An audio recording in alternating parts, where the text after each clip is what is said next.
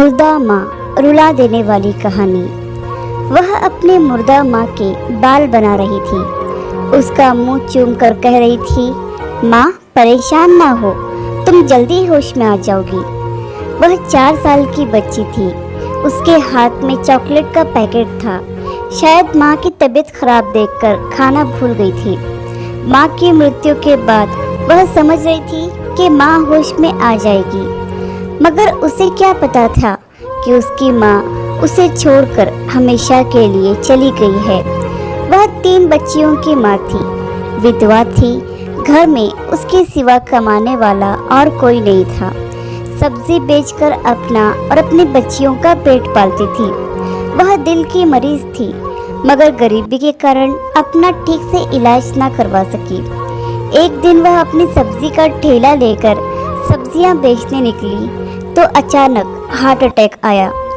उसकी बेटियां उसके साथ ही थी।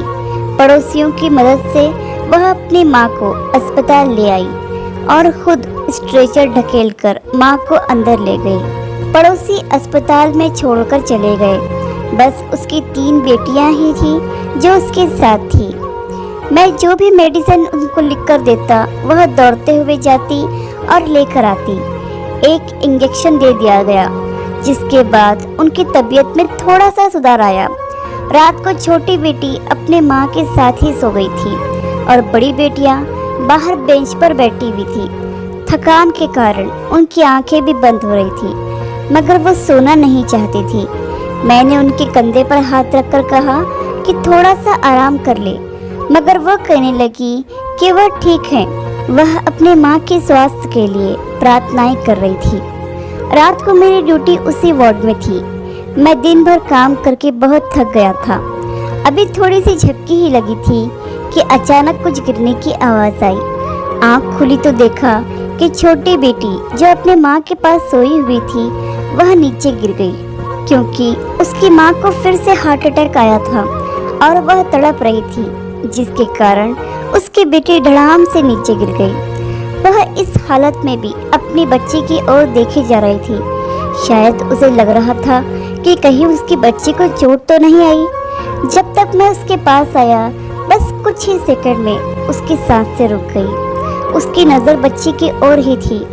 बच्ची को तो कुछ नहीं हुआ, लेकिन माँ अपने सारे अरमानों को लिए इस दुनिया से चली गई। उसके दिल की धड़कन और सांसें दोनों बंद हो गई थी। वेंटिलेटर लगाया और शॉक देकर दिल की धड़कन को शुरू करने की कोशिश की गई, मगर नाकाम रहे। उसकी दोनों बेटियां चीख चीख कर रोने लगी। छोटी बेटी जो सिर्फ 4 साल की थी, वह समझ नहीं पा रही थी कि क्या हो रहा है। डॉक्टर उसकी धड़कन को शुरू करने की बहुत कोशिश कर रहे थे, लेकिन हर बार नाकामी ही हाथ लग रही थी। माँ को इस हाल में देखकर बेटियां तड़प रही थी, हमारे सामने हाथ जोड़ रही थी, मिन्नतें कर रही थी। बच्चियों को तड़पता देख हर मरीज की आंखों में आंसू थे। यहाँ तक कि उनके साथ रह रहे उनके रिश्तेदार भी उन बच्चियों के दर्द को देखकर अपने आंसुओं को रोक नहीं पाए। वह कभी अंदर जाती, कभी बाहर आकर चीखती, कभी अपने बाल नोचती। उनको संभालने वाला कोई नहीं था। उस समय बच्चियों की जो हालत थी, उसे शब्दों में बयान करना आसान नहीं है। उनकी माँ के सिवा इस दुनिया में उनका और कोई नहीं था। पिता का साया तो पहले ही उठ चुका था, अब माँ भी छोड़कर चली गई थी। उसकी छोटी बच्ची बस टकटकी लगाए कभी अपनी बहनों को देखती तो कभी माँ को। फिर वह मेरे पास आई और मुझसे कहने लगी, डॉक्टर मेरी माँ होश में तो आ जाएगी ना? समझ नहीं आ रहा था कि उससे क्या कहूँ, तो मुझे मजबूरन हाँ में सर हिलाना पड़ा। उसने मुझे अपना चॉकलेट देते हुए कहा, आप यह खा लो, आपको भी बहुत भूख लगी होगी ना? बस मेरी माँ का ख्याल रखना। बच्ची की बातें सुनकर मैं भी अपने आंसुओं को रोक नहीं पाया। वह बच्ची फिर से अपनी माँ के पास जाकर बैठ गई और अपनी मुर्दा माँ के बाल बनाते हुए कहने लगी, माँ तुम चिंता ना करो, तुम जल्दी ही होश में आ जाओगी। मैंने डॉक्टर को चॉकलेट दी है, अब वह तुम्हारा ख्याल जरूर रखेंगे। वह मंजर देखकर हर कोई स्तब्ध रह गया। क्या मंजर था वो, शब्दों में बयान नहीं किया जा सकता। मालिक ही उन बच्चों का निगहबान है। आशा करती हूँ कि कहानी आपको पसंद आई होगी। इस पर आपकी क्या राय है हमें कमेंट करके ज़रूर बताइए। कहानी पसंद आई हो तो लाइक और शेयर ज़रूर कीजिए। चैनल पर नए हो तो चैनल को सब्सक्राइब ज़रूर कीजिए। कहानी सुनने के लिए आपका बहुत बहुत धन्यवाद।